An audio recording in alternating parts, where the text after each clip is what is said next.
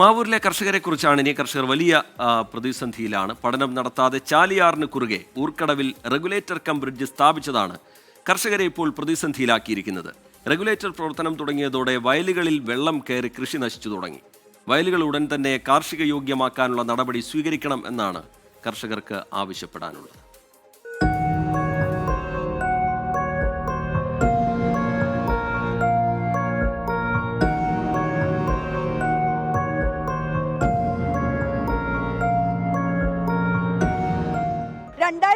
ലാണ് ചാലിയാറിന് കുറുകെ ഊർക്കടവിൽ regulator cum bridge സ്ഥാപിച്ചത്.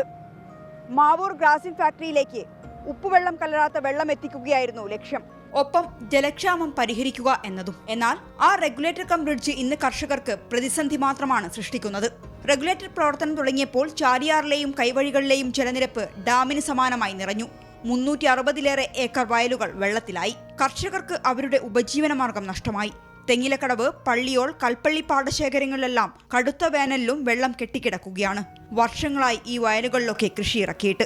ഇവിടെ ഈ റെഗുലേറ്റർ പാലം വന്നതിന് ശേഷം, ഈ വെള്ളക്കെട്ട് വന്നതിന് ശേഷം ഈ പഞ്ചായത്തിൽ കൃഷി എന്ന് പറഞ്ഞ സാധനം ചെയ്യാൻ വയ്യാത്തൊരവസ്ഥയ്ക്ക് എത്തി.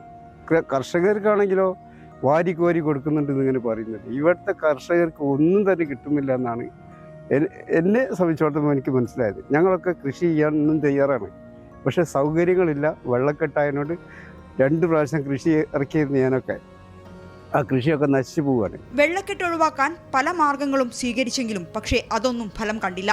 ചിലയിടങ്ങളിൽ കൃഷി ഇറക്കാൻ ശ്രമം നടത്തിയെങ്കിലും വലിയ സാമ്പത്തിക നഷ്ടമാണ് ഉണ്ടാക്കിയത്.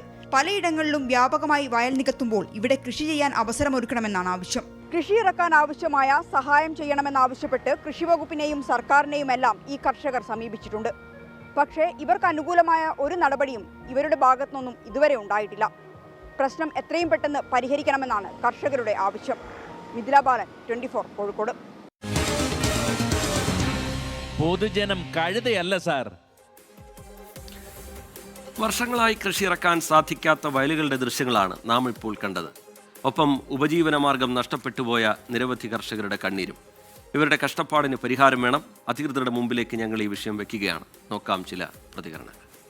ഈ വയലിൻ്റെ 2 ഭാഗത്തൂടെ, കരയുടെ ഭാഗത്തൂടെ തോടുണ്ടാക്കി അതിനകത്ത് വരുന്ന വെള്ളം അതിലേക്ക് കൃഷിക്ക് ആവശ്യമായ വെള്ളം ശേഖരിക്കാനും അതോടൊപ്പം നിറഞ്ഞു നിൽക്കുന്ന വെള്ളം ഒഴിവാക്കാനുമുള്ള സംവിധാനം ഉണ്ടാക്കി ഈ കൃഷിക്കാരെ സഹായിക്കുന്ന സംവിധാനം ഉണ്ടാക്കണമെന്നാണ് ഒരു കൃഷിക്കാരൻ എന്ന രീതിയിൽ, ഒരു പൊതുപ്രവർത്തകൻ എന്ന രീതിയിൽ എനിക്ക് അഭ്യർത്ഥിക്കേണ്ടത്. ഇത്രയും സ്ഥലം ഇവിടെ കണ്ടില്ല. ഈ കാണുന്ന സ്ഥലമൊക്കെ നമ്മളടക്കമുള്ള എല്ലാവരും ഭൂമികൾ ഇവിടെ വെറുതെ കിടക്കുക.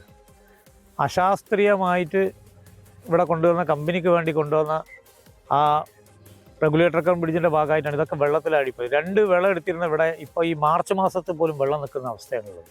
ശാസ്ത്രീയമായിട്ടുള്ള ഒരു പദ്ധതി സർക്കാർ ആവിഷ്കരിച്ചാൽ മാത്രമേ ഇവിടെ കൃഷി ചെയ്യാൻ പറ്റുള്ളൂ. ഇവിടെ മറ്റുള്ള സ്ഥലങ്ങളിലൊക്കെ മണ്ണിട്ട ആളുകൾ മറ്റുള്ള കൃഷികളൊക്കെ ചെയ്യും, അതിനും പറ്റാത്ത അവസ്ഥയാണ്. ഇത് കർഷകർക്ക് യോഗ്യമാക്കി കൊടുക്കുകയാണെങ്കിൽ മാവൂരിനെ സംബന്ധിച്ചിടത്തോളം മാവൂരെ കർഷകർ കൃഷി ചെയ്യാൻ അവർ തയ്യാറാണ്. പക്ഷേ അവർക്ക് കൃഷി ചെയ്യുന്നതിനുള്ള സംവിധാനങ്ങൾ ചെയ്തു കൊടുക്കേണ്ടത് സർക്കാരും പ്രാദേശിക ഭരണകൂടങ്ങളാണ്. അവരതിന് തയ്യാറാവാത്തിടത്തോളം കാലം ഈ വെള്ളക്കെട്ട് ഇതേമാതിരി നിലനിൽക്കുന്ന ഒരു സംവിധാനമുള്ളത്